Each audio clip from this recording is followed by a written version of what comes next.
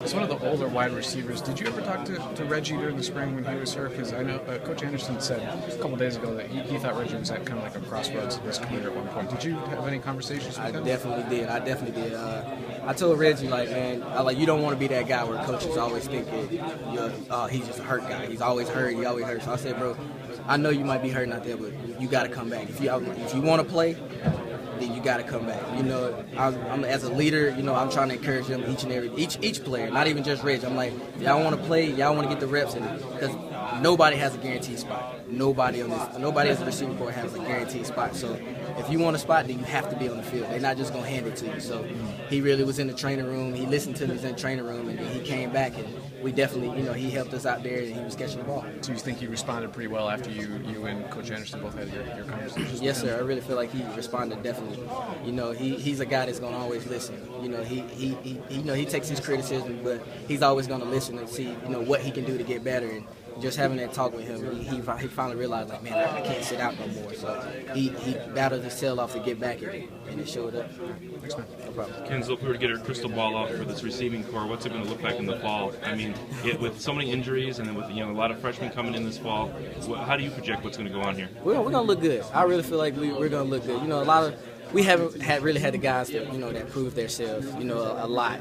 We got a little experience on the field, but as far as a similar example like an Abby or Jared or whatever, right. We really don't have the guys that have made the contribution like Abby has. But we have the guys that can do it, and we're going to do that this fall. And hopefully, once all the guys get back and then the freshmen come in, once they get going and learning the plays, then we'll be a whole different receiver corps that's going to show up. What are the important checklist things for receivers going into fall camp in terms of how to make a good impression in your mind? Just make sure you stay in the playbook. Just keep working. There's really no days off. You can't take no days off just because the type of group that we have. So if you want to play, then you got to work for it. And that's the mentality we all have to have going there. And it's always competition, no matter what we do. If we just running suicides, it's always competition just because you want to be better than the next person. But at the end of the day, we're going to be as a receiver group. But if you want to get on that field, then you have to go out there and work for it. Do these guys know that blocking is a huge part of that, and that it's not all about catching the ball? Oh, yeah. They see that. A lot of freshmen probably not going to really think about that when they get here, but once they get on that field and once camp get here, then they'll realize that the receivers are a very, very, very important, role in the run game, just because we have to go down and block safeties. You kind of have to, we kind of have to read the D-line just to see if we go block the safeties or stay corners, but we're definitely a big part of, rolling the run game, and the receivers that are here, and more than likely the receivers that come in the fall, they'll realize that, and we'll get going. I heard you talking about Reggie. How about Robert? How frustrated is he that he just hasn't been able to shake the injury and kind of get into, kind of a rhythm of proving himself? Yeah, he's definitely frustrated because, that kind of happened like the very, very beginning of camp. So, he's frustrated, but he's not going to get down. He knows when he gets healthy, what he can do, and he's gonna go out there and prove himself. And, he's going to work hard, and hopefully he can come back and contribute to the team.